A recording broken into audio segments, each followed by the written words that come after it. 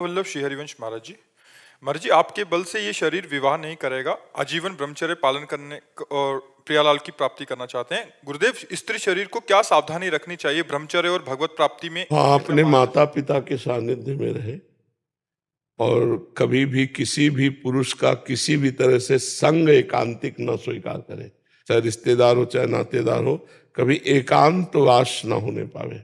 सबसे पहली बात, अगर घर में कोई नहीं है तो हमें किसी से नहीं मिलना, चाहे मेरा पूज्य से पूज्य, चाहे वो वृद्ध हो चाहे जवान हो चाहे कोई भी हो, प्रथम बात। दूसरी बात, अपने द्वारा किसी भी तरह की गंदी हरकत नहीं करनी। मोबाइल में गंदी बातें देखना, अपने शरीर से कोई गंदी चेष्टाएं स्वयं अपने आप में करना, फिर वो तो नाटक नौटंकी बना रहेगा, फिर उससे कोई लाभ नहीं मिलेगा। और आहार बड़ा सूक्ष्म करता जाए, क्योंकि ब्रह्मचारी को ब्रह्मचर्य पचाने के लिए भोजन कम पाना चाहिए। कम भोजन पाने से ऊर्जा शक्ति बढ़ती है, दैवी शक्ति बढ़ती है। और कम से कम 2 घंटे आसनों में बैठना सीखे। आसन, पद्मासन, सिद्धासन, इनमें बैठना आता है तुम्हें लगाना, किसी से पूछ लेना, क्योंकि आसनों में बैठना आवश्यक है, तभी ब्रह्मचर्य पचेगा, नहीं तो फिर उद्दंडता आ जाएगी। आसनों में बैठने से कष्ट होता है।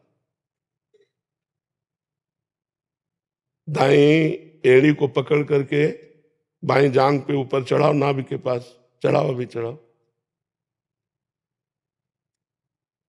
फिर बाएं को पकड़कर दाएं की तरफ ऊपर चढ़ाओ। चढ़ गए? दोनों ऐसे हैं, देखो इसे कहते हैं पद्मासन। अब दोनों हाथ रखो ऐसे और सीधी हो जाओ। 5 मिनट, 10 मिनट, 15 मिनट, धीरे धीरे ऐसे बढ़ाना।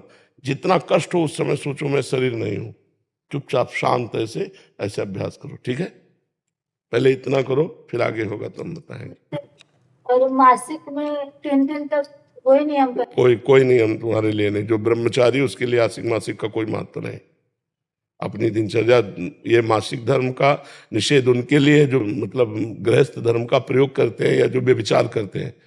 जो ब्रह्मचारी वो परम पवित्र हर समय रहता है। स्नान कर लिया, वस्त्र आदि से शरीर को सुरक्षित रखा, अपनी साधना में। तुम्हारे लिए कोई नियम नहीं। सेवा कर सकते हैं? हाँ, बिल्कुल कर सकते हैं। स्नान किया, रज लगाया, ब्रह्मचर्य के लिए केवल विधान है, अन्य के लिए नहीं।